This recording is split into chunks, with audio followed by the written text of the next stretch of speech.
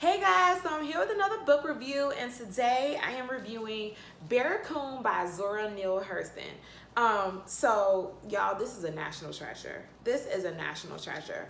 So just to give you some background story on the book, this book was recently published in May of 2018, but it was completed in the early 1900s.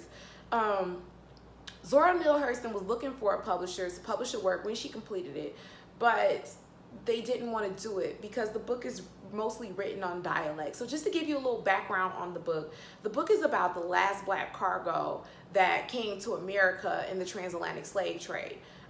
So her story with Cujo Lewis, I'm gonna call him Uncle Cujo, but it's mostly written in his dialect, of course, because English is not his first language. So it's to my understanding that publishers didn't want to publish it because it would be hard to read. So it was kept in the archives down in Howard, and now the rest of the world is finally getting access to this beautiful story. So I'm just gonna go ahead and dive right into the review. So first, Uncle Cujo being the last black cargo, mind blowing, you guys. I mean, his story is so profound, and this is a book that I highly recommend doing it in audiobook so you can get the full feel of it. The fact that Zora refused to change the dialect to get it published just goes to speak on how important the dialect is. And the narrator does a good job of portraying Uncle Cujo's voice in here and really getting down to that nitty-gritty dialect. I know that for us who are descendants of slaves, we kind of inherit that, you know, what you want to call African American dialect or Ebonics or whatever. But even seeing the grassroots of that, you get that with Uncle Cujo. You get, I mean, I grew up with my great-grandparents. You get that southern slave past dialect. You get it even more raw with Uncle Cujo. So I highly recommend audiobook. Also, it'll be hard to read, in my opinion. I did the audiobook and then I tried to skim the book, and it was kind of hard to, I was like, okay, I can see where someone can have a problem really getting grasping and understanding. So highly recommended audiobook, but also buy the book because it is a treasure. Buy it as a gift. Buy it for the slavery in the American history lover in your life. I can honestly see this book being required reading very soon in high school and college. And matter of fact, if any of my teacher friends are watching, make this required reading. It is such a beautiful human experience. It was nothing beautiful about slavery, but having Cujo sit there and recount his experiences, his life, and the way that Zora captured it, it's so beautiful. It humanizes. If you ever thought that, oh my God, it just humanizes people, slaves. It humanizes the slaves. I mean, of course, they've always been human to us, but I think that sometimes, you know, and I love American history. I love it. Any of my friends will tell you that I love it. I love reading it. I love watching it. But even sometimes I think that we've gotten better. The writers and producers have gotten better at portraying the slaves, but this is such a raw human experience, and I can't harp on that enough. So what I liked most about the book, of course, is the dialect. The whole book is not the interviews, right? So the publishers, they give you an intro by Alice Walker to explain how she came across this project. It's not a must read, but it is part of the book, and I can see why the publishers made it part of the book, because for someone who isn't well versed in American history and slavery, you do need some background to understand what Uncle Cujo is saying.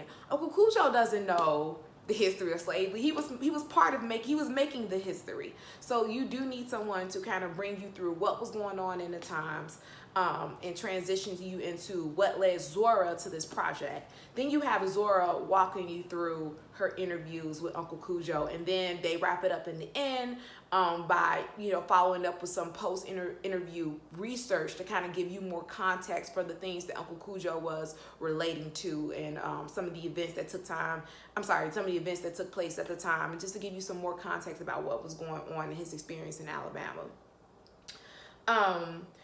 Another thing that I liked most about Uncle Cujo's story is the parallels. So again, if you're an avid American history reader like me, you're gonna read his story and be like, oh my God, this is just like Roots. oh my God, this is just like, or not just like, but I saw some of this in Black Panther, and I thoroughly enjoyed that. It's just like a part of you when you grow up as, you know, descendants of slavery, and you do as much ancestral history and research, I know I have, as I could possibly get to, you know, and then you're left hanging at this cliffhanger of Congress records that were lost in a big fire, and you kind of want to know some self-identity. I know there's DNA kits going on around, but I haven't done it yet, but you want to know some self-identity. You want to get down to like, man, where did I come from? What were some of the practices that, you know, our people did in Africa? And you get Uncle Cujo here to tell you, and it sounds like Roots, and it looks like Black Panther, and you're like, oh wow, like I know, you know, I have context for what he's saying, like I understand what he's saying. And so that's one of the, I really enjoyed the parallels in here. Well, one of the things that I didn't like about this book, come on y'all, let's keep it real, there's nothing I didn't like about this book. I just wish it would have been more.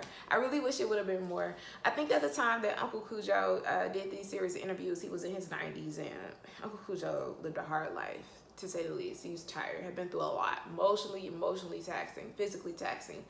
I just wish it just could have been more. I wish that in addition to his story, we could have got more stories from women. That would have been amazing. But I am grateful for this treasure that we do have. I just wish the project would have been expanded more. So that's pretty much it. I'm gonna give the book a 5 out of 5 because it's a treasure. Like, we weren't even supposed to have it. So I'm not gonna critique it because Zora's not here. We weren't supposed to have it, and so it's gonna be perfect. It is 5 out of 5. It is something that, you know, someone like me, I loved it. I loved every bit of it. And again, I love American history. I definitely love learning what I can about slavery, even though it was a grim part of history. It, to me, explains a lot of, you know, my people today. So I really love it.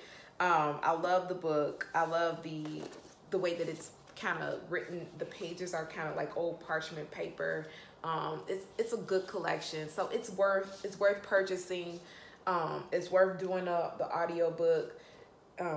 It's definitely worth reading. So I hope this is on you guys' list for to read pretty soon. And that's it. I'll see you guys next time.